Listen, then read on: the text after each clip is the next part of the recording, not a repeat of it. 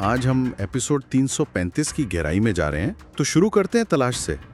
बारान, बाबा, जलाल, उन्हें दिलान के कदमों के निशान मिलते हैं। हाँ, और वहीं से टेंशन शुरू हो जाती है।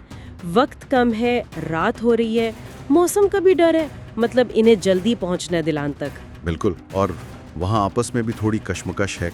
बाबा कह रहे हैं सब्र करो, जलाल बेचैन हो रहा है। लेकिन बारान का इरादा बहुत पक्का लगता है कि वो ढूंढ कर ही रहेगा। वो जानते हैं कि अगर दिलान को कुछ हुआ तो हसन के लिए मसला बहुत बड़ा हो जाएगा।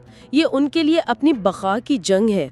और इसी बीच जवाहर साहब पहुंच जाते हैं कराबे हवेली, हमदर्दी जताने, मदद की पेशकश करने। लेकिन अम्मा यानी आजाद साहिबा उनकी बातों में नहीं आती।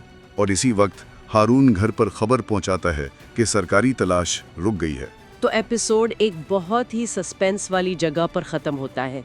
तलाश रुक गई, तूफान आ रहा है, दिलान अकेली और जख्मी है, मगर बारान और उसके साथी परअज़्म है। तो